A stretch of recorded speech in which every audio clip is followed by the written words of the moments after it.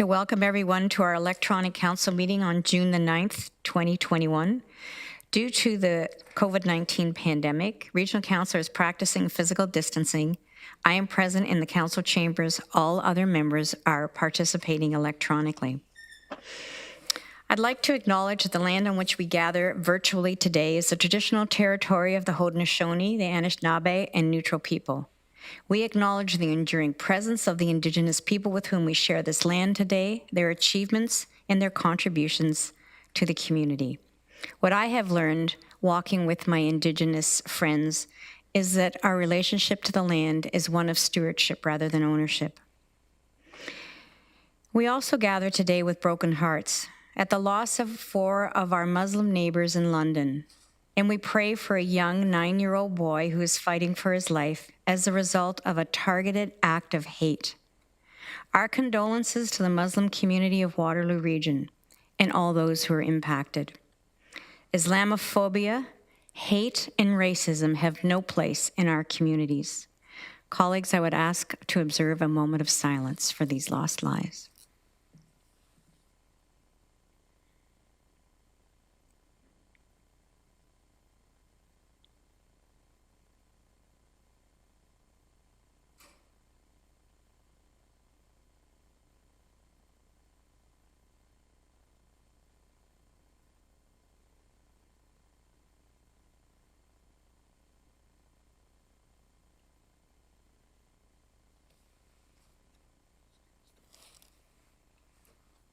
Thank you, colleagues.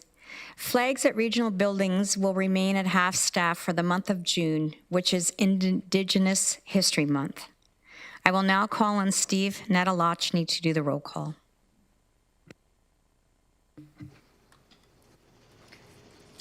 Chair Redmond. Present.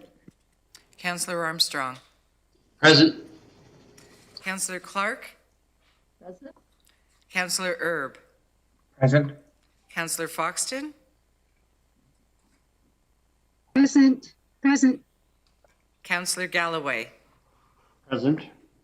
Councillor Harris. Councillor Jaworski. Here. Councillor Jowett. Present. Councillor Kiefer. Present. Councillor Lorentz. I'm here. Councillor Mann. Councillor Mann did send his regrets. Councillor Nowak. Present. Councillor Shantz. Present. Councillor Strickland. Here. Councillor Verbanovic. Present. And I'll call again for Councillor Harris.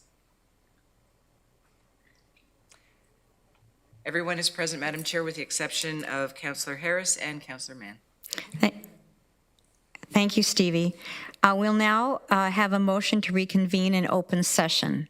If I could have a mover, Councillor Verbanovic, and a seconder, Councillor Kiefer. All those in favor, please use your icons and vote yes or no.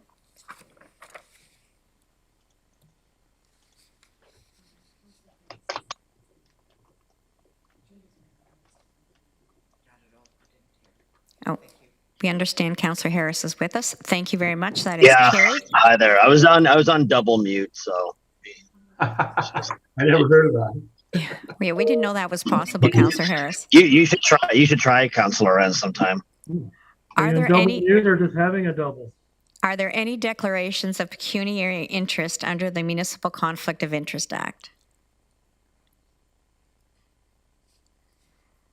Seeing none, our first presentation is a COVID-19 update by Dr. Julie Emili, Associate Medical Officer of Health. Welcome, Dr. Emili. You have the floor. Thank you, Chair Redmond. Can I ask Kathy to load my slides?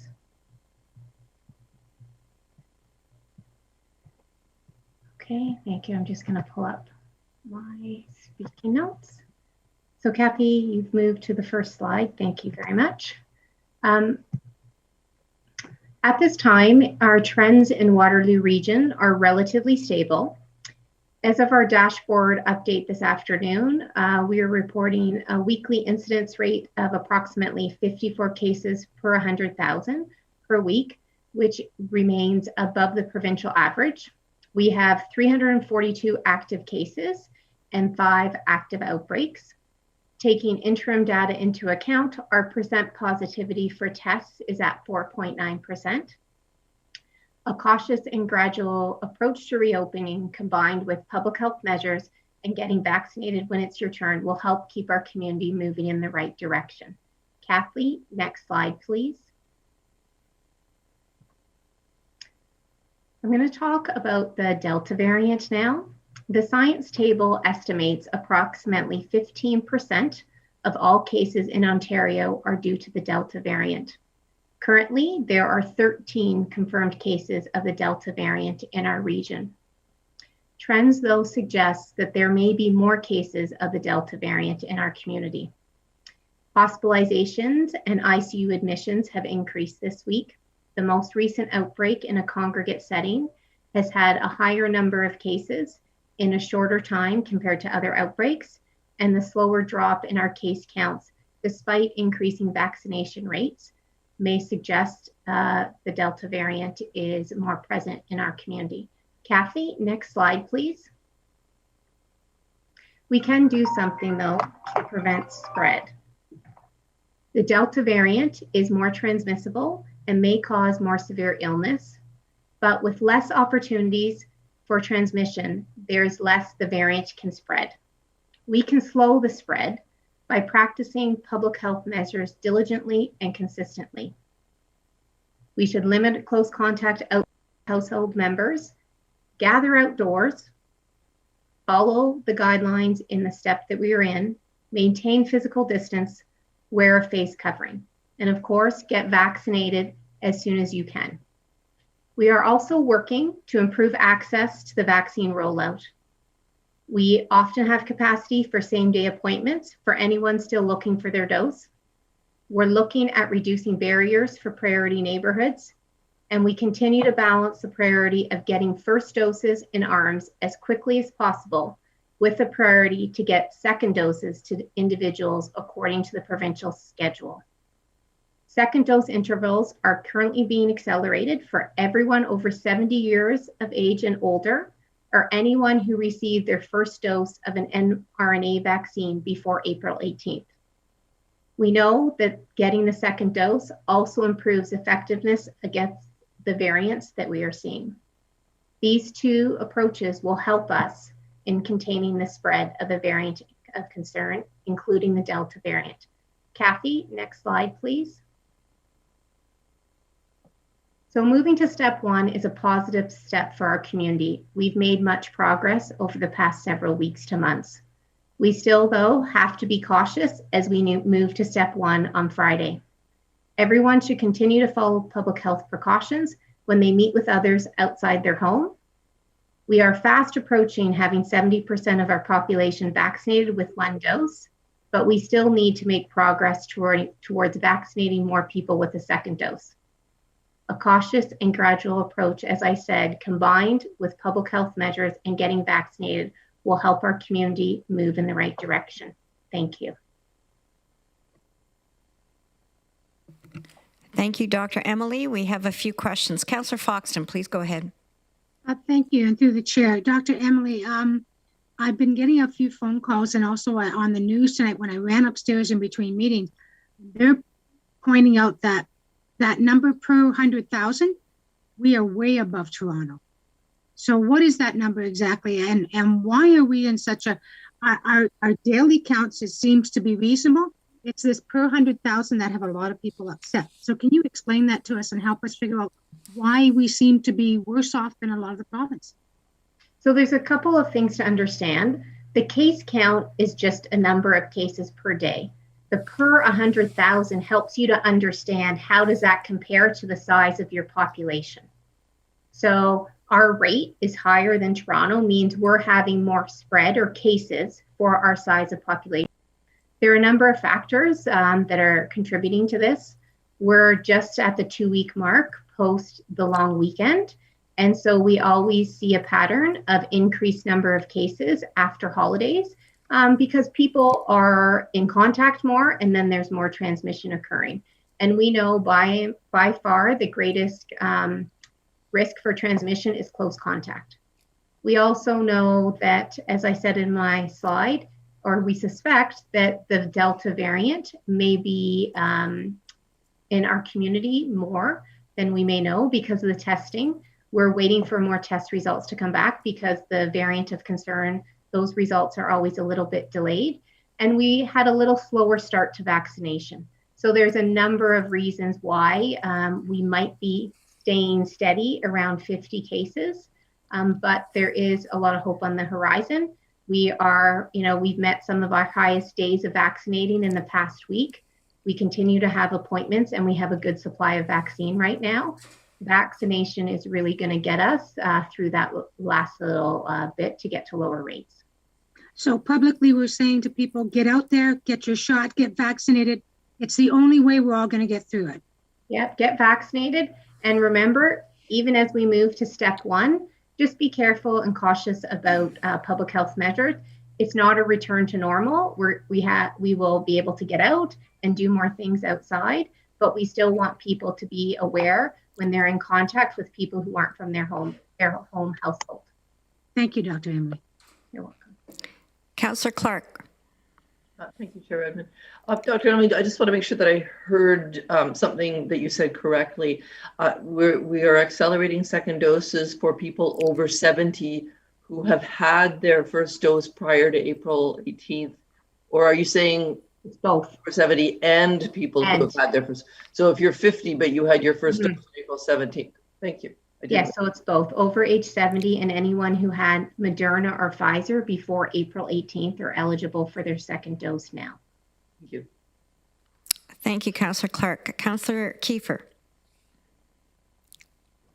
Thank you, Madam Chair, and thank you, Dr. Emili. I just wanted to thank you and your team and everybody involved in the vaccination. And you have some excellent vaccination coordination people out there. I'm very pleased to announce that my wife and I got our second shot today. Very happy about that. And I was at the Rona Center, and it was like just like clockwork. People were going through, no problem whatsoever. So thank you very much. That's good to hear. It takes a village of people and teams to get this done. So that's good to hear. Thank you, Councillor Kiefer. Councillor Galloway. Thank you, Madam Chair. Dr. Emili, I'm wondering, do we or does the Ministry of Health keep stats on the people now who are testing positive and whether or not they are vaccinated or not? Do we know that most people who are testing positive are not vaccinated? Are there stats in that regards? And can you share any of that with us? Yeah, so this is something that's monitored both nationally and provincially. And a recent report released by Public Health Ontario showed that of all the people who were vaccinated in the last several months, only 0.15% of those individuals got COVID after vaccination. And it's really a combination of, at this point, we have mostly first doses, like over 70%, which is great news, but we still have to move forward and get people their second doses as quickly as possible. The studies show that the first dose does prevent against infection. Second dose prevents more. And with variants such as the Delta variant, the second dose is more effective. Is that something that is generally communicated? And I guess my point is that later today, Canada will probably become the most vaccinated country in the world for first doses. Of course, we're behind on second doses. But yet there's still 30% of people who have not received their first dose. So what you're really saying is most of the positive of the tests are coming from within that 30%. So do we or does the government have any kind of a strategy to communicate this or any kind of a strategy to, I know there's ads on TV to get your vaccine and so on. But, you know, and I'm not suggesting that we have $1 million lotteries or we have beer to give people when they get their vaccines like some other jurisdictions are doing. But is there a strategy to try to push us getting, we seem to be hitting a bit of a wall of hesitancy now. there's still first doses being done, of course, and that number is going to go up. But there still looks to be, when you look at the numbers for 80-plus-year-olds who've been eligible for their first vaccine for many months now, and there's still, 15% of them who aren't vaccinated, or the 70-pluses or the 60-pluses. They're still fairly large numbers. Maybe it's not a question that you can answer, but do you know of any kind of a strategy there will be to try to push those numbers even higher? So I'll start an answer, but I see Connie has come Dr. off, Emili and then Connie. Yeah. So I would say as we get further and further through our first doses, we have to assess our strategy and look at, are there any barriers besides vaccine hesitancy that we can address to get people in? And you may have seen the media release this week where we were offering same-day appointments. So some of it is looking at our strategies, and then there's multiple ways we can address vaccine hesitancy. And I'll turn it over to Connie because I think she can explain more about that, about what we're doing. Ms. McDonald. Thank you, and through the chair. This is something that we look at every single day. And so we're watching those numbers. We're looking at the disaggregated data and really doing a number of different targeted strategies to not only address hesitancy, but we also think that there are probably some people that just haven't necessarily taken the time to get booked yet. And so we have a number of campaigns underway. We know that in the case of vaccine hesitancy, one of the strategies that works the best is peer-to-peer. And so that has been, prevalent in all of our work, particularly in some of our high priority neighborhoods, where we have had different community members go door to door, where we've been working and holding information sessions with community leaders. And we're also working on a fairly large communications campaign that we'll be launching next week. And so you will see advertisements, you will see bus ads, bus shelter ads, social media campaign, traditional media, really encouraging people to think about the why behind getting vaccinated, and encouraging people to make the choice to get the shot. Connie, is it part of that strategy, or is it prudent to have as part of that strategy the numbers that we discussed just a few minutes ago, that the vast majority of people who are testing positive now are unvaccinated people? Is that a carrot that should be put out there so that people know that if they're unvaccinated, they are likely to, they're the ones, if anybody's testing positive, it's more likely it's going to be. Who would like to take that? Connie? Or is that not an approach that you would recommend? I might defer to Dr. Emili sort of on that strategy. Yeah, I think part of what we do in our like Dr. Wong and I, and in our updates to you and to the community, is to communicate that information as it comes. And as we get more and more people vaccinated, the cases, and we've seen this trend since January, that the cases moved from 80-year-olds to 50-year-olds to 40-year-olds. So we do see that trend move along with the groups that are vaccinated. There's much lower rates. And I think that's something that we can continue to talk about and educate the community, recognizing that there are some cases in individuals who have one dose because they're not yet fully protected. And with the variant, we may see that more. But I think it's an important discussion to have with our community to encourage people to get vaccinated in a way that is supportive and helps us move that bar, because vaccine hesitancy, as Connie said, there are a number of factors at play, and sometimes it's about access or what time people have. So I think that would be something we would communicate in the context of these other messages we have. Councillor Galloway? Thank you. Thank you. Councillor Harris, I had your hand up and now it appears down. Did it just disappear and you'd still like to make a comment or ask a question?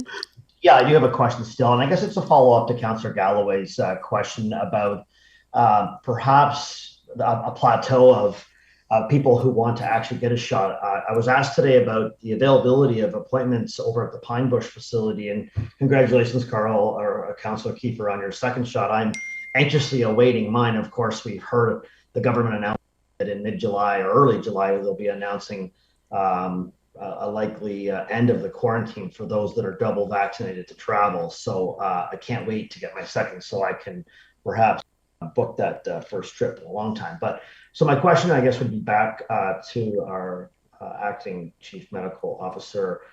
Are there a significant number of appointments that are available daily? I mean, would you mark it in the thousands, frankly, right now, or what is the number you'd suggest that are available? Dr. Emili? Sure. Sorry, go ahead. I was going to say, I don't have that exact number. I do know that as we get closer to meeting the people that have the demand for first doses, we do have to think outside the box to grab the people in that are a little bit hesitant or an access issue. I don't have the number on hand. I'm not sure if anyone else who's on the vaccine task force would, but I do know that part of the reason why we opened Pine Bush is to access the people that haven't yet booked. Would someone be able to say that the number of available appointments open and available are significant, in fact, or? Mr. Lochner? Thanks. We did have a number of openings, I know, this week, but what happened is we had thousands of people in pre-registration, and then we cleared that and booked appointments, so those disappeared. And now booking out a number of weeks, so it ebbs and flows. We can get you the specifics in terms of availability. We currently are filling every slot, but want to double down on that first dose message and then filling in with second doses. But following council or early tomorrow morning, we'll get you the precise information on availability. Yeah, and I guess as a follow-up, then I know folks, who are impatiently waiting for that second dose, I was asked, well, why are we not offering that second dose for those folks that are eagerly awaiting that? I mean, I don't know if you would like to respond to perhaps people and others watching tonight about, when they will get their notice, I guess, or with the fact that there are so many going unused or are open right now, why we wouldn't go to that second phase quicker? Yeah, so there aren't slots going unused or doses going unused.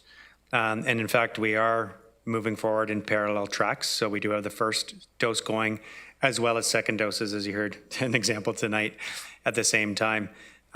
We don't want to completely forget the first doses. Of course, that's important. But in fact, we are doing both tracks at the same time.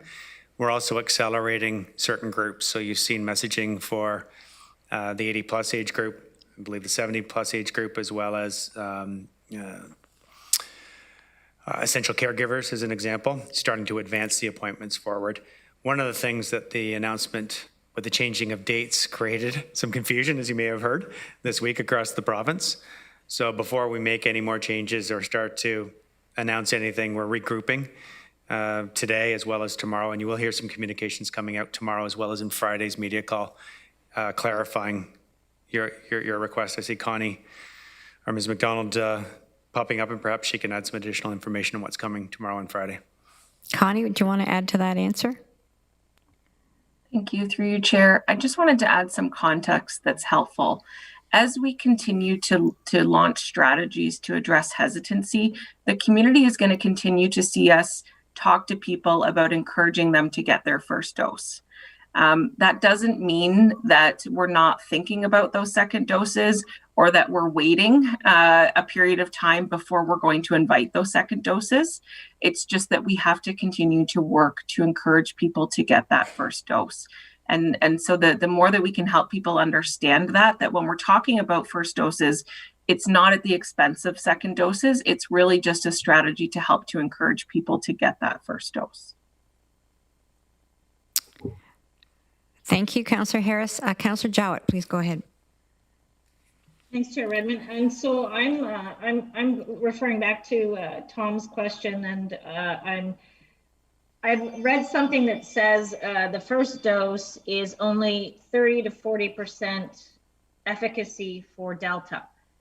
And so I'm trying to marry that information. I know this is, maybe I'm asking something that can't be quantified, but I'm looking at it and I'm going, okay, so how can we, and are we measuring this, Julie, and starting to collect the data to confirm that, that the percentage rates of that, I don't know, that 1% is the variant of concern? Are we delineating?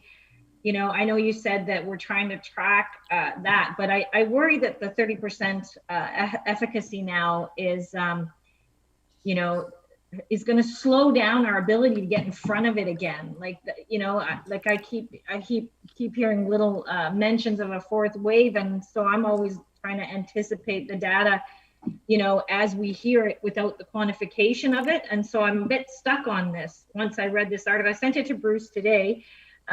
It just speaks to, it's from Nova Scotia because I have a relative there. But anyways, they sent me that their public health is saying that there's a 30 to 40% efficacy now with because of the Delta variant of concern. And so when I see this 1% being people who are vaccinated, it'd be good to know if it is the variant of concern, and and how soon will it be that we'll get that sort of level of analysis to be able to anticipate that potential fourth wave, if that's what's in fact in front of us. Dr. Emili? Yes, so we know that when a new variant comes into a community, it does take time to become the dominant variant, but by and large, as new variants come in, they tend to be more transmissible, so they overtake the variant that's here currently. And if we think of the UK variant, it took a couple months to get there. So we would expect that this will be gradually more percentage of the Delta variant over the Alpha variant, which is the UK variant. But what we can do is, we know public health measures and vaccination work. So we do have the ability to slow this and prevent that fourth wave.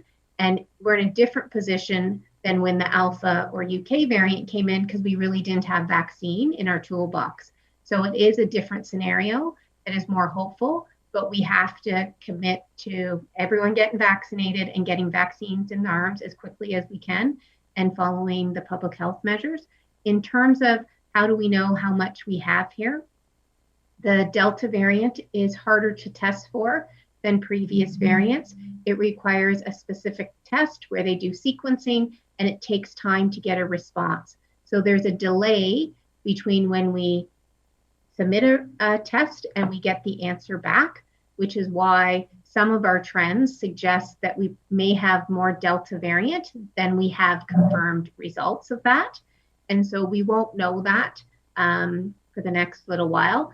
Public Health Ontario has changed their testing strategy, and they're moving towards testing 50% of all specimens. Now that they have less cases coming in, they're able to dedicate more testing to specifically test for the Delta variant. So I would expect over the coming weeks, we will have a better picture, but I also will expect that we will get more positive results. But what really we have to remember is we can change this course. We are in a better position now than we were entering the third wave, because we didn't have vaccine available. Even though it's less effective, it still has some effect, and it has comparable effect after the second dose. And provincially, that's why they are moving up second doses. And we hope that that accelerated schedule is going to keep happening so that we can get people vaccinated earlier than was originally planned, because we have good supply of vaccine right now. Okay, and so do the current rapid tests that we have distributed throughout the region for business, do they have, are they able to measure the same, or just so positive, which is close enough to be careful? Okay, and are the ones they test for the variants like random, or are they completely focused in high outbreak areas, or both? There are two questions there. So one, the tests all test and pick up the variant. So whether you get a swab in the hospital or a rapid test, the issue is the supplementary tests that have to happen to test for a variant. And that test for like the UK, the Brazil, South African, or Alpha, Delta, Gamma, they were different. They were easy to do. It was a simple test. For the Delta variant or the India variant, it requires full genome sequencing, which takes time. In terms of how they choose which results to test for, the combination. There's random testing, and they're moving towards 50% of all samples. There is testing upon request. So all of the tests we have got positive back, we've, that vast majority, asked for them to be tested because they had a travel history. And the third part is they test a sample of outbreak specimens to see if they're contributing to spread in an outbreak setting. So it's a multi-layered approach to identify the variants. Wonderful, thank you for that. And then just my final, I don't know, comment is, maybe you don't want to make a comment, but my concern for, yes, the vaccines roll out and that's awesome. But my concern is hesitancy, obviously, but then I see a different, as we're getting coming out, if you will. I'm also seeing this other psychological sort of response in that it's a bitter, I'm done being told to stay in my house, I'm done, and I worry that even though we all know we can slow these curves, that people are just not recognizing that the variants of concern are the thing that are getting in front of us this time. We've done everything to slow the curves as much as we can, but this new, opening up is further contrary to, the lockdown would, you know what I'm saying? It's kind of almost like it's contrary to people remembering that we're still in a bit of a precarious position, I guess. What would you think of that? Dr. Emili? It's really a balanced approach. We know, I think we've all had COVID fatigue at one point or another, and we're seeing that a lot in our community. We also know there's a lot of economic impacts, mental health impacts, there's a lot educational impacts, there's a lot of impacts by the things we do to try and control the pandemic. And so it really is a balanced approach, and the provincial framework is very stepped and allows time to assess what happens when you move between the steps, and starting with what we think is the safest opening, which is really primarily the outdoor spaces and opportunities. We still have to remember this isn't a return to normal, and that it's still cautious. And we still have to remember what are the public health measures we have to take with individuals outside of our house, even when we're outside, and the push on vaccination. And I think we have to keep doing that, because we do have to remember, like, the silver lining in this is we do have tools to do this. It's just we have to hunker down and do it. And so the vaccine is really our best strategy to be able to protect people with that second dose. And the vaccine task force and all the clinics that we have running are doing amazing work and getting a lot of doses in arms each day. And that's really what we need to focus on. So much appreciated. Thank you, Councillor Jowett. Mr. Lochner, I believe you want to share a screen to provide an answer to, was it Councillor Harris's question? Yes, in part, if I could. Councillor Harris's question, we will get the detail out to Council and to the public in terms of available appointments. But I thought Councillor Harris's point about, how can we explain to the public what's going on and what the next steps are. Often people look at this first page of our dashboard, the summary, but the real magic in my mind, I love this slide. If you go over to the right side, I don't know how many people actually look at this, but the demographics, you can actually start to see the strategy. So the light blue are individuals who have received at least one dose, and the dark blue are those who have received 2 doses, so fully vaccinated. So you can see the strategy working. The 80 plus often went first, so they received their first dose, and now we're starting to ramp up second doses. Some of these individuals will be in long-term care, as an example. At the same time, down here, the 12 to 17-year-olds, most of them we're still working on first doses, so you can see the gap to get to 75%. There's still a lot of 12 to 17-year-olds who we have to vaccinate first dose, a number of 18 to 29-year-olds, and so on. So as we start second doses, this, I hope, slide clarifies who's getting first doses and who's getting second doses. So if you're interested as council or as members of the public, I think checking back on this each week or even each day starts to show the trends of how we're progressing on both first doses and second doses. Thank you, Mr. Lochner. And this isn't exactly the question Councillor Harris was asking, but I think we're targeting around 5,000 doses a day. And just to reiterate that primary care and pharmacies are continuing to vaccinate people in our community too. Dr. Emili, I see no more further questions. Can you just reiterate the AstraZeneca for those of us who got it and why we shouldn't be trying to book more quickly? Yeah, so AstraZeneca, the 12-week recommendation is based on studies and where the best immune response happened. So with Pfizer and Moderna, the secondary studies or second doses show you got very high effectiveness or at the 21 to 28 day mark. What we know from AstraZeneca, the studies were done from week 4 to week 12, and it showed with each successive week, your antibody response improved. So we want to optimize that response. And so that's why it's at the 12 weeks. We also know, though, with international studies with mixing, that anywhere after the 8 to 10 week mark, you would still get a good response. So I think right now some of this is based on where's the optimal immune response, and then where will be the availability of vaccine and timing of that. Thank you very much. Thank you for the update and for all the hard work you do on behalf of the 630,000 people in the region. So thank you very much, Dr. Emili. I see no further questions. Okay. We have no petitions, no delegations. The minutes of the previous meetings, it's A through F. Would somebody like to move an adoption and approval of those minutes? Moved by Councillor Foxton, seconded by Councillor Galloway. I see no questions or comments, so could you please use your icons to vote yes or no for approval of those 6 meetings? That is carried, colleagues. There is a communications package which Council would have received electronically on Wednesday, June the 9th. These are received for information. Are there any questions on any of that correspondence?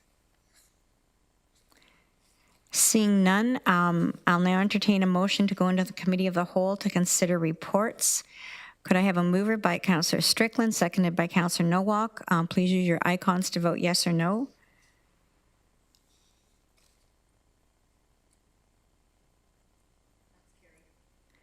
Thank you. I believe that's carried. And Councillor Lorentz and Kiefer, you're voting with your hands instead of your icons, correct? Or do you want to make a comment?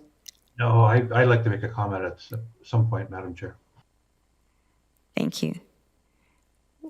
Would you like to take that opportunity now, Councillor Lorentz? Yeah, thank you. I certainly would. So we keep getting all these agendas and all that stuff. I'd just like to know where on the agenda the motion for the bunker was, because I'd like to speak to that when the time comes. And I can't seem to find it. And I just talked to the clerk and I can't seem to find what she said I should be looking for. So it's item 6 on the summary. And we have not gotten to that page yet. Okay. So perfect. we will flag that when we get there. Thank you so much. Appreciate Okay. it. So thank you. So we are now in Committee of the Whole to consider reports. The first group of reports are finance reports. They're listed A through H. On your agenda, I would look for a mover and a seconder. Councillor Galloway or Councillor Jaworski, are you moving it or do you have a question? You're moving it and you have a question. Thank you. And this is moved by seconded by Councillor Strickland. Or do you also have a question? I have a question. Okay. Councillor Jaworski, please go ahead. Councillor Strickland, would you second it or do I need to find a seconder? That's fine. I'll second it. Okay, so it's been moved and seconded. Councillor Jaworski, you have a question. Please go ahead. Well, I just wanted to thank staff on item D, which is to draw everybody's attention to the farmers market spur line multi-use trail construction from Northfield Drive up to beautiful Farmers Market Road in Woolwich. Let's say somebody was at Victoria Park in the splash pad with their cycle and they really want to go up to the farmers market. Let's say it's say Councillor Tom Galloway, he's playing the splash pad.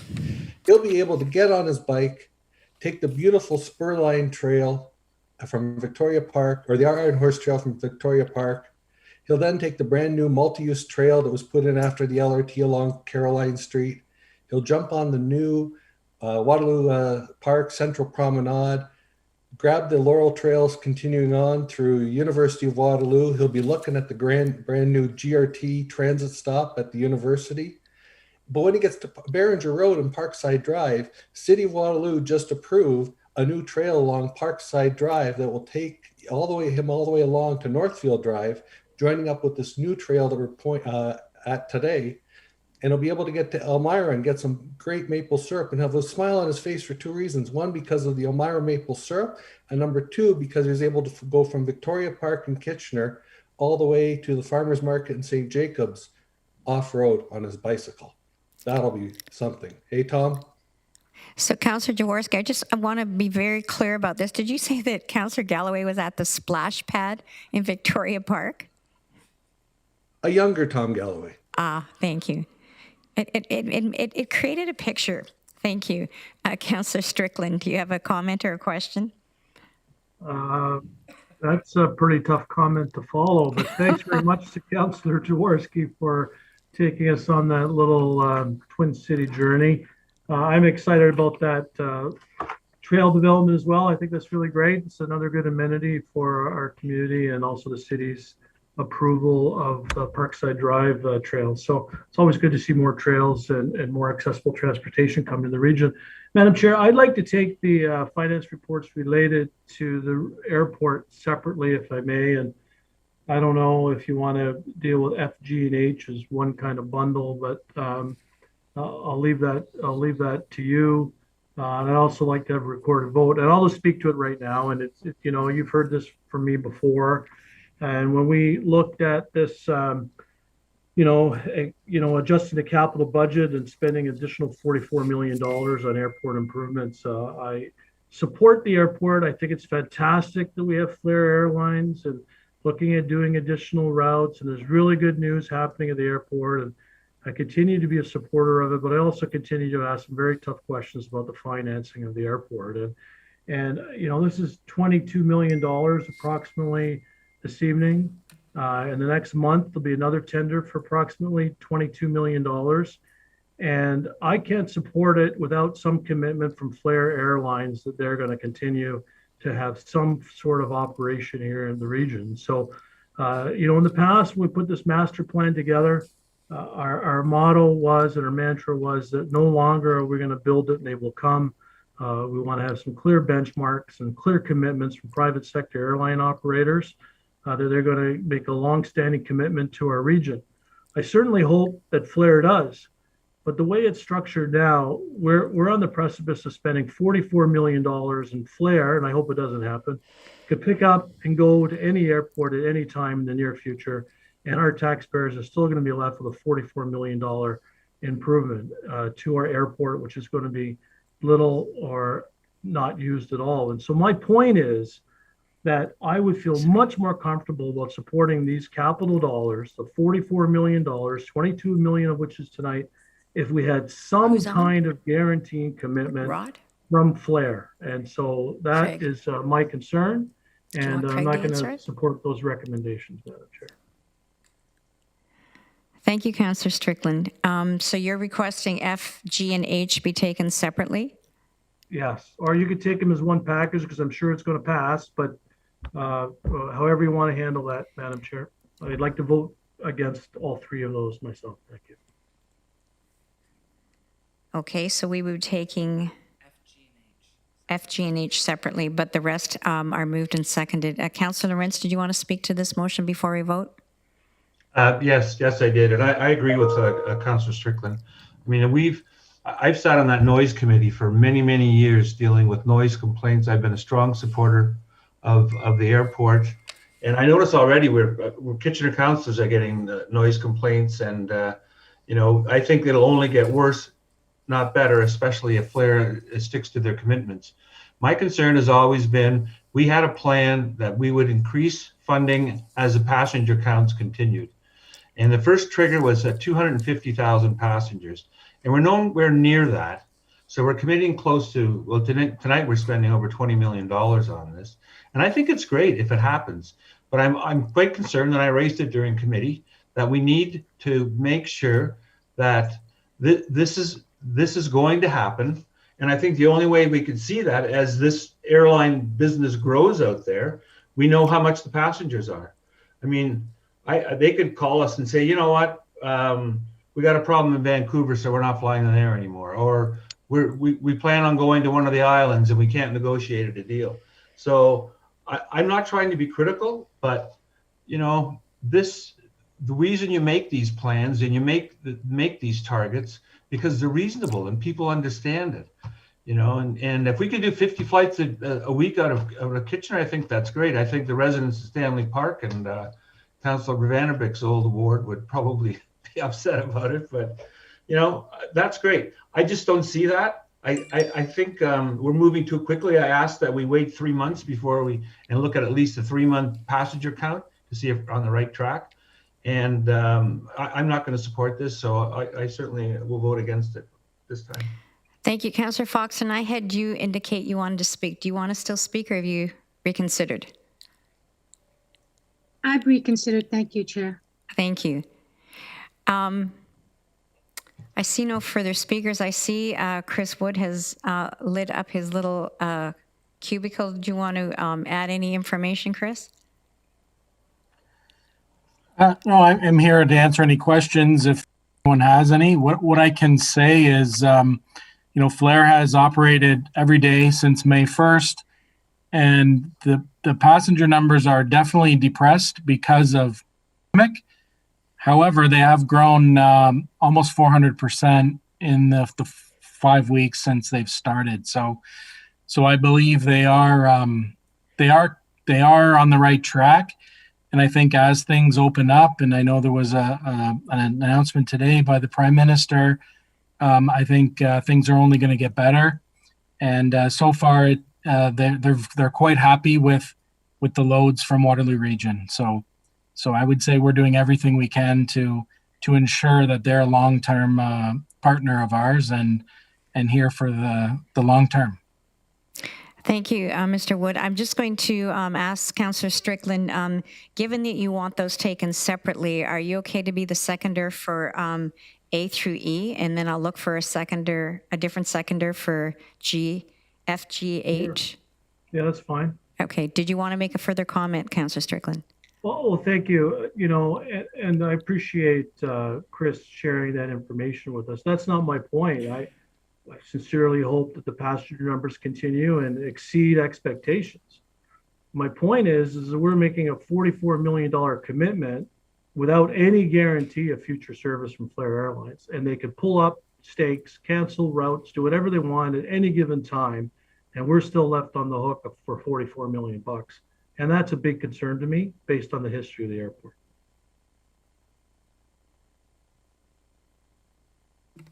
Thank you. Councillor Foxton, did you want to make a comment? You have rethought your rethink. Yes, thank you. And I'm glad Chris is here. I didn't realize he was here. I would have asked him earlier. So, Chris, you honestly believe Flair is going to make this commitment? Like, we're at $44 million.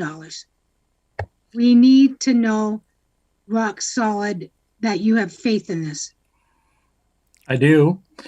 Flair is exactly, I would say Flair has the largest chance in Canada of becoming the third national airline.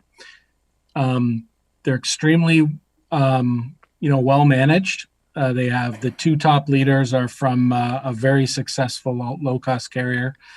They're very well funded.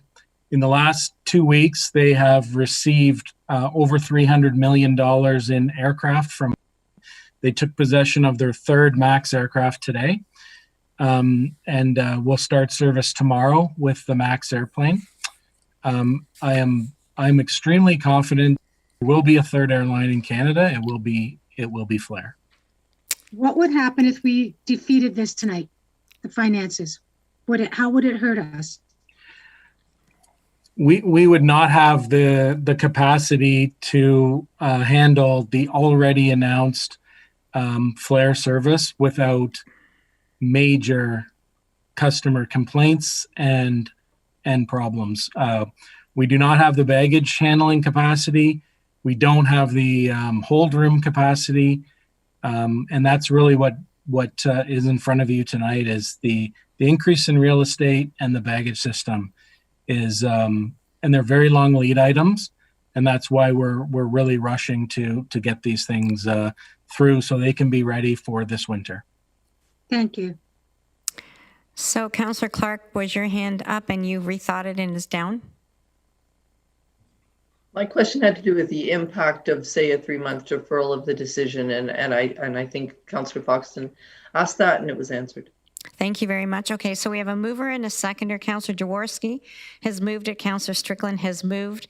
Finance reports A through E. So colleagues, I would ask you to please use your icons to vote yes or no.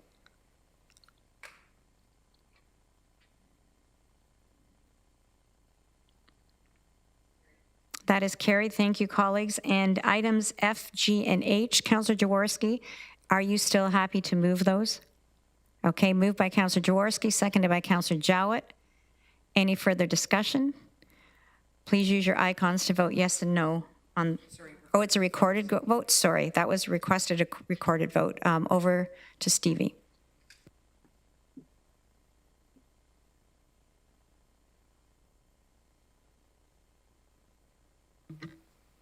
Items F, G, and H as presented on the agenda.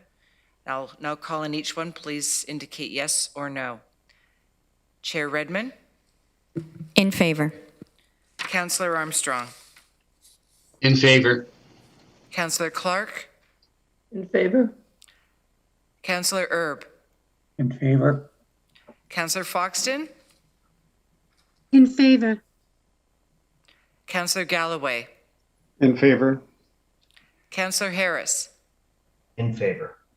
Councillor Jaworski? In favor. Councillor Jowett? In favor. Councillor Kiefer? In favor.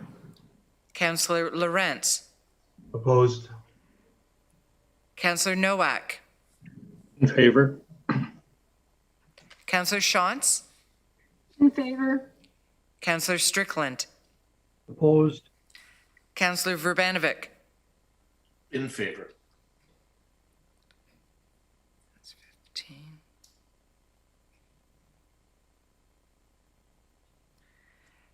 The motion is, all three motions are carried.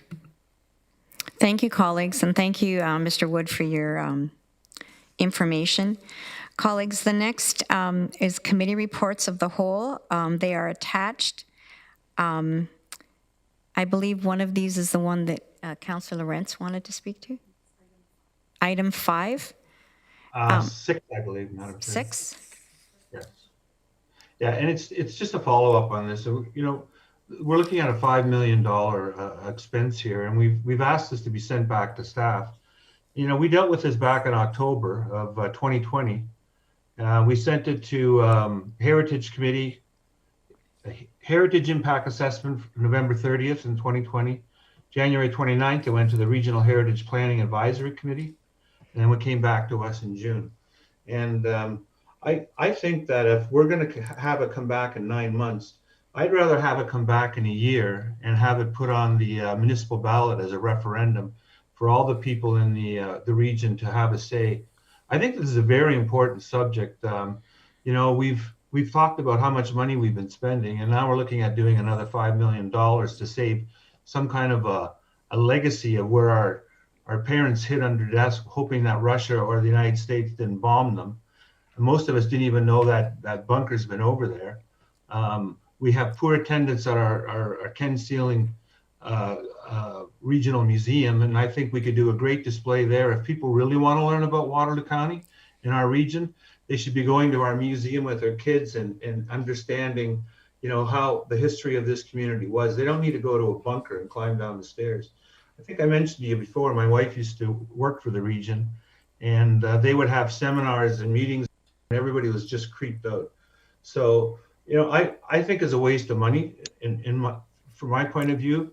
And I think it's about time that maybe we start asking the people that live in this city how they feel about it, instead of just spending, well, we're on the road to 44 million for an airport, another 5 million for the bunker. And so I'm not exactly sure how the process works, but I don't think we need to have staff come back and tell us, you know, what kind of a thing we want to build there. Honestly, you go over and look at it, it looks like the front of it looks like something that we celebrated on June 6th this year, D-Day invasion. It looks like a German bunker. So I don't see there's any pride in the community to have that. I think there's lots of other things we can do there. We can have display boards on that site. We can make it into a passive parkette. It's right on the Grand River. So I just think that instead of us wasting more staff time trying to figure out what we're going to do with this, that we just send it back and have it included on a plebiscite, or I'm not sure how to get it on the ballot, but I think we haven't had a lot of those, and I think everybody would like to have a say in this. And to me, it makes sense. Maybe I'm wrong. I'm not sure. Thank you. So, Councillor Lorentz, are you suggesting that number 5 in the summary of committee of the whole be taken separately, and you would suggest that you would amend that to pursue the process of it being on the ballot? Number 6, not 5. Sorry, on mine it's 5. It's. Oh, sorry. Okay. That's what I mean. There's so many, like, we've got all this stuff floating out of there. So, but yeah, it's number 6 on mine. The Okay. bunker. We can pull that actually up on the screen if you want to see it. It's the addendum agenda, Councillor Lorentz, but I don't want to say that. Yeah, no, I have it in front of me, but it's number 6 on mine. And yes, I'd like to. I think we'd like to see it discussed by. You know, okay. I'm not exactly sure of the process. I've never did this before, but I think it's important enough that we talk about it and maybe let the people decide for a while. Thank you. Okay. I have 2 further speakers. I'm assuming it's on this point, Councillor Clark and then Councillor Foxton. Thanks, Chair. I just want to remind Council that it's not 9 months, it's 30 days, or sorry, 90 days, 3 months. And the reason for that is that the assessment told us that the building is not in good condition and is going to need some significant repair work. And we don't want to let it just go through neglect. We want to make an informed decision about what we're going to use this building for. 3 months is the compromise that we already put forward. I think that it's premature for us to say we don't have a good use for this building because we don't know what uses for the building are possible at this point. I think that we do have lots of responsibilities as a council, and one of our responsibilities under the Ontario Heritage Act is the protection and preservation of our heritage resources. I think a plebiscite would be 15, 16 months away, and the building can't last for that long without us having to put major renovations into it. So I don't think that's an option. I think the option is make a decision now, make a decision in 3 months, or put some money into the building to maintain it until some future time. Thank you, Councillor Clark. Councillor Foxton. Thank you. I like the recommendation. I like the 90 days. I like that the staff can look into the options and see what can be done with it. So I'm willing to support the motion. I don't think 90 days is a big deal, and this is what we have staff for. So I'm willing to support the motion. Thank you, Councillor Foxton. Councillor Galloway. Well, Madam Chair, I'm not predisposed to retaining the building.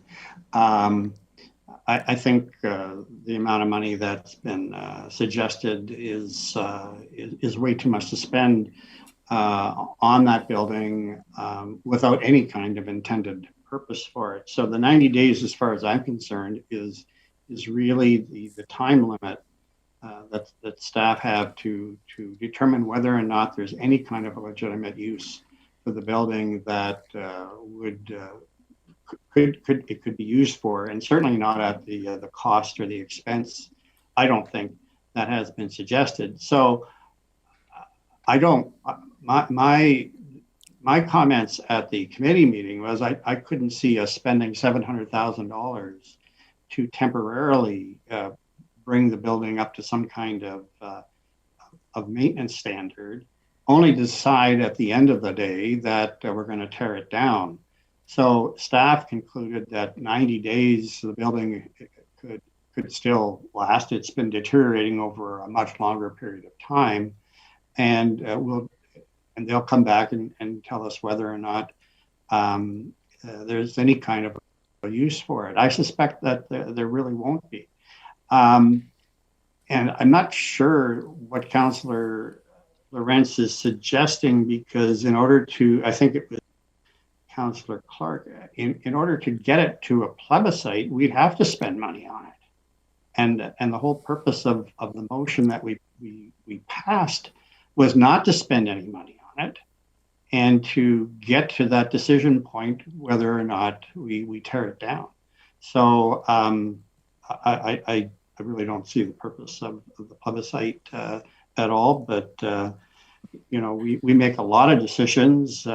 People wanted us to have a plebiscite on the LRT. It was worth a few more dollars, and we didn't have one.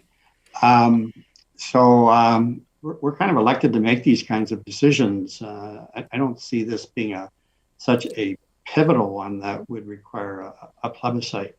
But in any event, I don't think that we should be stalling the process any longer. There's 90 days. The time is ticking for this building, as far as I'm concerned, and we need to get to that point in time to make the decision. Thank you, Councillor Galloway. Councillor Ravanovich. Thank you very much, Chair Redmond. I'm comfortable with taking the time without expenditures to take a more in-depth look. I, like others, will need a compelling argument to see us spending the kind of money that's being talked about. I think when we dealt with this at committee, Councillor Lorentz, raised some good ideas that I think need to be pursued. There's all sorts of stuff we can do with 3D imaging and so on, where you could actually create with somebody wearing goggles almost the equivalent of going down and coming into the rooms as they might have existed back in the 50s and 60s and so on. And I think that could be a much more meaningful educational experience and so on. So I hope that's part of what staff look at as they explore possible alternatives. In the meantime, I will say that, I did have a resident, I believe someone from Cambridge, who lived in Kitchener before, called me and left a message saying that perhaps it can, we can renovate it. It can become the Diefenbunker bar in the basement with a nice rooftop restaurant on top next to the river. And so there was some good vision put behind it. Whether that's viable or not, I don't know. But I thought I would officially share that here at the meeting as staff move forward with this issue. So I will support it tonight. Thank you, Councillor. Councillor Kiefer, and then we'll go back to Councillor Lorentz. Councillor Kiefer? Thank you, Madam Chair. I'm okay with the 90 days to see what staff comes back with, but I'm in full support of what Councillor Lorentz was saying in terms of, not to do anything with this building other than maybe one of these suggestions that comes back from staff. And I'm hoping that's in the way of a naturalization program or something to that nature. I mean, I fully agree with what he brought forward in terms of an educational process. I think there needs to be something like that done, and it needs to be put into the museum and doing, or even on site, something of that nature. But I'm not willing to put another $4 or $5 million into that place, into that bunker. And it has some significance, but I think it can be done through an educational process. And I don't think we need to go to the plebiscite, although that was Councillor Lorentz's suggestion. So we'll see. Thank you. So, Councillor Lorentz, I see colleagues who wanted jump into this debate. I'll come back to you at the end, or do you want to speak now? You come back? Do you want to speak now? Go ahead. Oh. I can wait, Madam Chair. I've already had my say. All right, Councillor Harris and then Councillor Foxton again. Yeah, just quickly, I mean, I spoke at length on committee with regards to the bunker. I voted against both items. I thank staff for their thoroughness and a report to council at the committee of whole. And I'm convinced that there's no further use whatsoever, that we don't want to invest even staff's time on this. And so I will be voting against the motion, for the record. Thank you, Councillor Foxton. Thank you. And just to be clear, we are not tonight voting on putting any money towards the project. The vote tonight specifically says direct staff to further explore potential uses of the site. So this is not saying you're condoning putting any money in to get at a certain stage and then evaluate. This is just asking staff in the next 90 days to approach the GRCA and other agencies and say, what can we do on this site? And then they will report back to us. No money involved. Thank you. Thank you. Staff time. Thank you, Councillor Fox and Councillor Lorentz. Yeah, and Councillor Foxton starts short because it says direct staff to further explore potential uses of the site, associated design options, and funding sources for consideration and bring back to council for considering within 90 days or less. And I'm saying that building's been there for 60 years. We don't need to secure it. People didn't even know it's there. It's not going to fall apart. I think it's a fundamental shift that where do we want to even think about investing in this small site? $5 million was in the report, or do we want to just do what Councillor Harris had just talked about? Is let's fill it in and make it a passive site. I mean, most people didn't even know this thing exists. And when we talk about the potential of us spending $5 million, at some point we have to stop.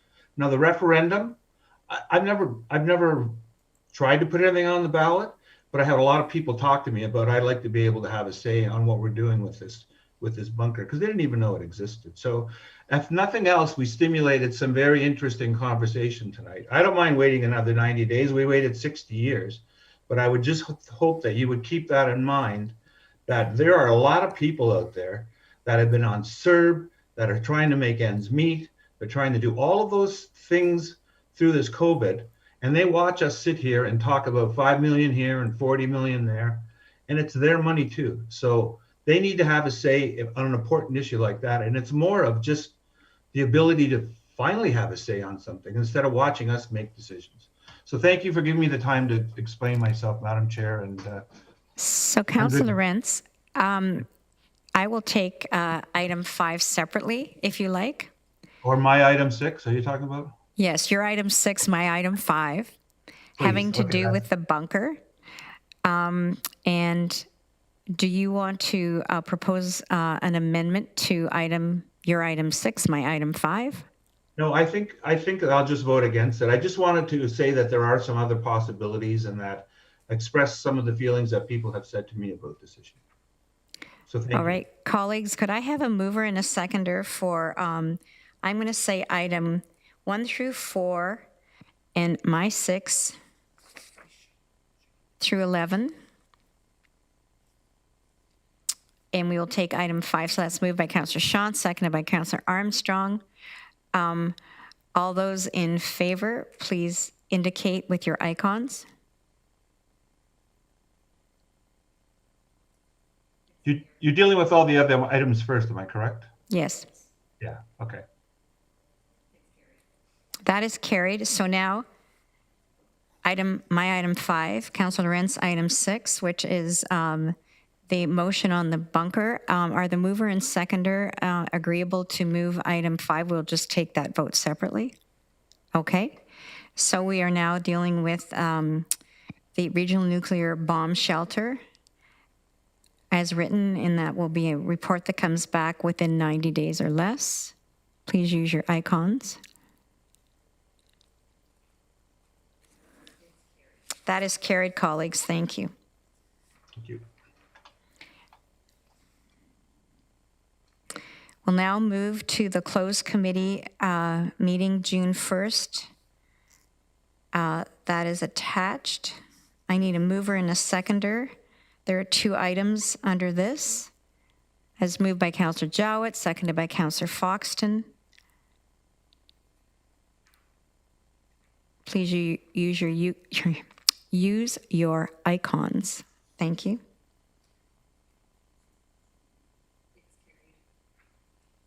Thank you, colleagues. That is carried. Now we have reports, and I believe, Mr. Lochner, you have a report?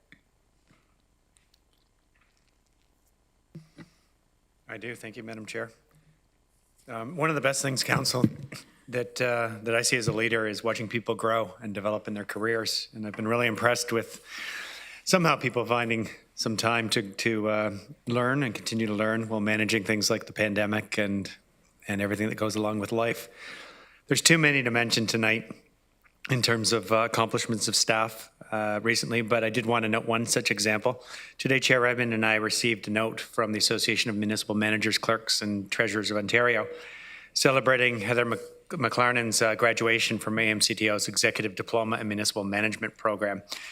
Heather's a part of the community services team, and I can assure you, and some of you know, this is not an easy course, and a lot of work and a lot of effort and a lot of dedication goes into the course itself and the learning along the way. So I want to congratulate Heather on her achievement on behalf of the leadership team, as well as acknowledge all the successes of many other staff who are learning every day. So congratulations, Heather. Thank you. Well done. I think it speaks to the professionalism that runs throughout the region, so congratulations.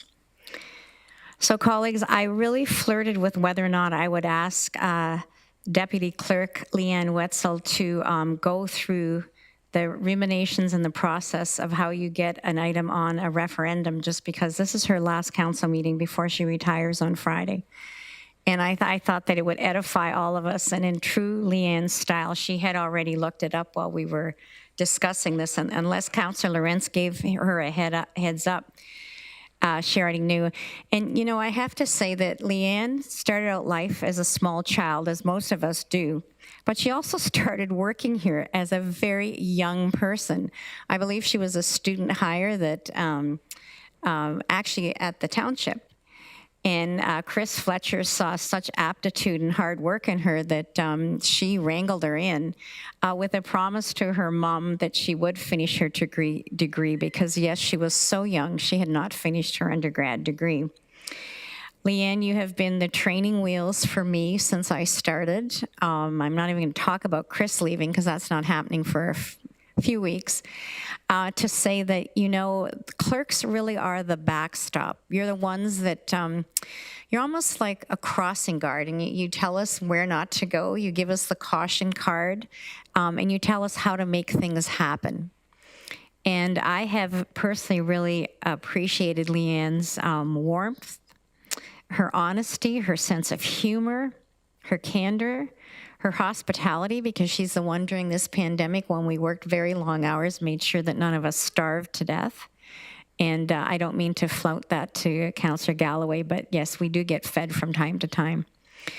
Leanne, you will be greatly missed.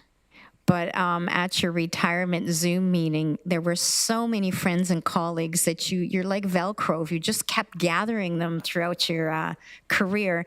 I know you leave behind a team on the second floor who are very devoted to you. I don't know if you've ever seen the pictures of the Halloween parade. Halloween is always celebrated in fabulous style in the region. And I think one of the reasons that most councillors don't get dressed up and come in is because in and of ourselves, colleagues, we're scary enough. We don't have to dress up for Halloween. Although I do remember Jim Erbs showing up with knee-high boots and a paper bag over his head, walking around, trying to get all of us to guess who he was one Halloween. So, Leanne, you live life to the fullest. You live life with such joy. You are apparently going to go off and craft and shop. And your husband says he's going to go back to work on Monday because you're retiring this Friday. So, Leanne, on behalf of the countless councillors, all of the staff and the people who have worked with you, thank you for your dedication. Is it 35 years? 35 years. So as I said, she started out as a very young child. I don't know, Leanne, if you want to say a few words. We will miss you. Thank you, Chair Redmond. I don't really want to say a few words because I'm probably going to tear up. I just want to thank each and every one of you on council. I'm just so sorry that we couldn't be in person so I can say goodbye properly to each and every one of you. I know our paths will cross again. I think I mentioned this on Monday, you have signed up for a thankless job, and I don't think anybody sees that better than what we do from our seat here in the chambers. I have thoroughly enjoyed working with each and every one of you. I have been guided greatly by Chris Fletcher. We've worked together for 33 of my 35 years. So it's been a remarkable career, and I just grateful that she paved the way for me to come here to the region. And as former mayor of Woolwich Township, Bob Waters said, this was my retirement job. And indeed, he was right. This is my retirement job. So I do thank you all. Most of you know elections are my passion, and there may still be some work on the horizon for me in an election capacity. So thank you all. I really do appreciate it. Elections, what are those, colleagues? Do you know what? Not only is Leanne up for every challenge, but along with some of her cohorts, they have actually trained CAO Lochner to mute himself so we don't get the feedback. So we don't get feedback from you, Bruce, but would you like to add a few comments? Oh, sure. I hope I don't mess this up, Leanne. Yeah, you have been more than a crossing guard to me. I need a crossing guard and flashing lights and so on when I cross the street, and you've been there for me. Your wisdom, your patience, your guidance, your counseling. Really, truly appreciate it. The other day with your retirement celebration, as Chair Redmond said, not only having your family there, but your work family, I couldn't tell who had more love for you. And that's a true testament to you as a leader. There are some people in this room who are going to follow in your footsteps. And as a leader, the only way they can follow in your footsteps is if you let them see your steps. And you've left your steps there. You've showed them the way, and they will certainly follow in your path and try to honor what you've taught them. So congratulations. This is not goodbye. This is see you soon. And enjoy your retirement. Thank you. Chris, do you want to get choked up and say a few words? The only thing that I would like to add is that Leanne has been a tremendous support to me over the years, and certainly been my right hand on many activities. As I said on Monday, she's the yin to my yang. And, we certainly have worked together for a long period of time. We do finish each other's sentences occasionally, but the thing that always has been really great about Leanne from my perspective is she is truly the people side to sometimes my more analytical side. And that's been a really great thing for me, and I think it's been a great thing for her as well. And I know I will see Leanne probably very soon on a golf course. So congratulations, Leanne. So I see applauds and I see balloons. I don't know how you're going to get them home in your car, Leanne. We can do applause.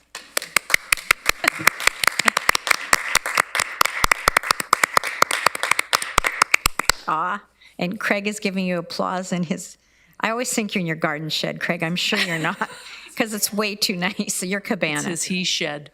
Oh, Close is enough. it? I think we should start referring to Craig as a cabana boy. Craig, did you want to add anything? Nothing to add, Madam Chair. Thank you. Leanne said she's looking for a cabana boy, Craig.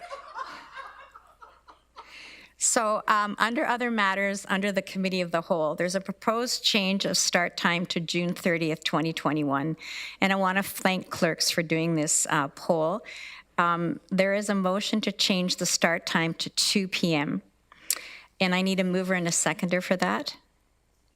Moved by Councillor Nowak, seconded by Councillor Strickland. Please use your icons to vote in favor of changing our June 30th meeting to a 2 p.m. start.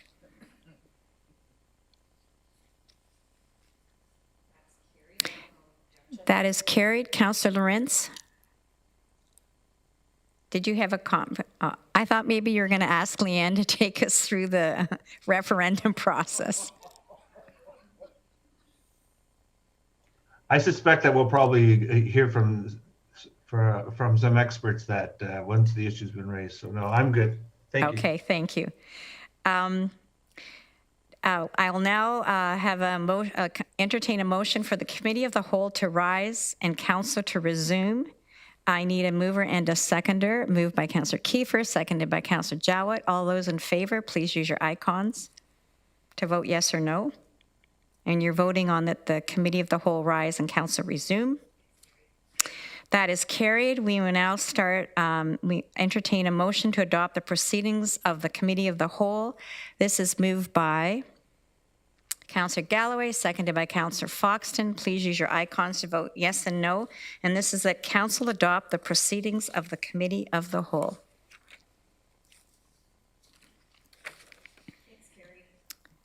That is carried. Motions, any notices of motion?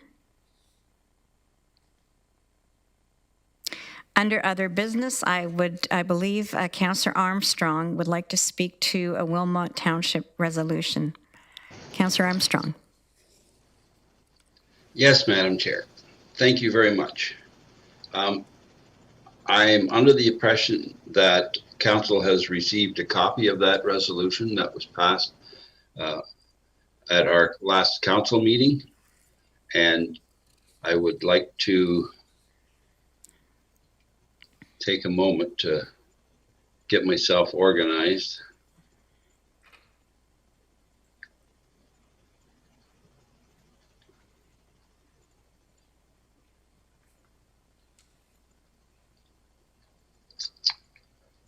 So,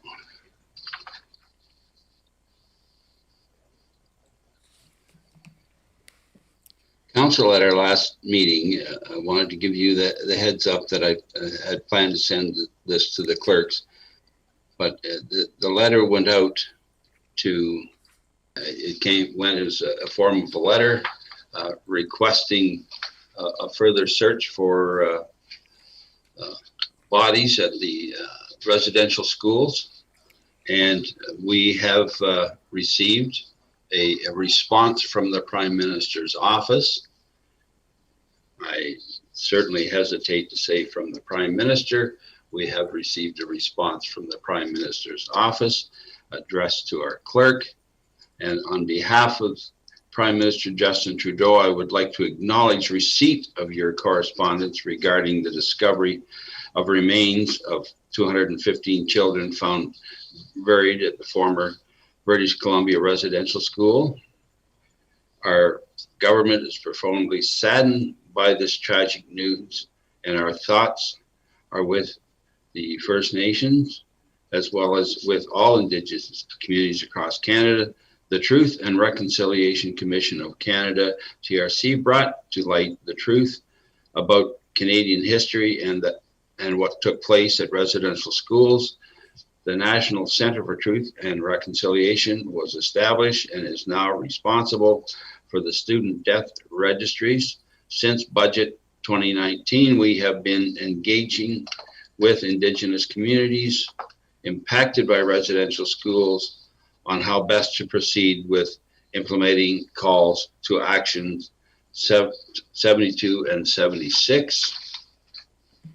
The loss of children who attend Indian residential schools is unthinkable, and Canada remains resolved to supporting families, survivors, and communities, and to memorializing those lost innocent souls. Our government is committed to continuing our engagement with communities on the development of culturally appropriate approaches to identifying the deceased children, locally buried sites, and commemorating or memorializing those who died or went missing while attending residential schools. We have heard and are ensuring that the approaches taken moving forward are Indigenous-led, community-based, survivor-centric, and culturally sensitive. Thank you once again for sharing your concerns. For writing to the Prime Minister, please accept my warmest regards Jean-Luc Marion, Senior Manager, Prime Minister's Correspondent. So they have received our information, and hopefully, as we as a council in Wilmot certainly hope that the search continues, and that, as they pointed out, 136 schools, they need to search the grounds and see if they can find. I know it's going to be very difficult and it's going to be very long and tedious, but we strongly support that the government can continue this work. So I thank you, and hopefully you all have the opportunity. You can let them know as well how you feel. So thank you. So, Councillor Armstrong, thank you for that information. So you're asking if the regional council would like to add their voices, asking the federal government to search for the remains of the Indigenous children on the grounds of the 139 former historic Indian residential schools, correct? Yes, ma'am. And do you want to move that as an official motion? Yes, please. Thank you. And Councillor Foxton is seconding it. Any discussion? So we'll have a vote then that we add our voice as regional council to the federal government in support of searching all 139 former residential schools.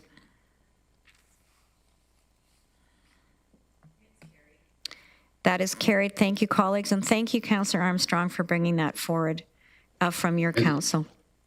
And thank you to my colleagues here for the support. The next agenda item is a motion to enact the bylaws, first, second, and third readings. I need a mover and a seconder. That's moved by Councillor Galloway, seconded by Councillor Clark. All those in favor, please use your icons. There's a number of bylaws, A through G. You're so fast, that was carried before I finished speaking. Thank you, colleagues. I would now underscore that this, again, is the last council meeting that Deputy Clerk Ann Wetzel will be attending, and I will entertain a motion to adjourn. Moved by Councillor Kiefer, seconded by Councillor Armstrong. All those in favor, please use your icons. Thank you, colleagues. Everybody stay safe and have a wonderful evening. Thank you, Leanne, for being a great deputy clerk and friend. Bye, Leanne. Bye, Leanne. Bye, Leanne. Good luck. Happy Bye, sledding. Leanne. See you at the Ranger games, Leanne.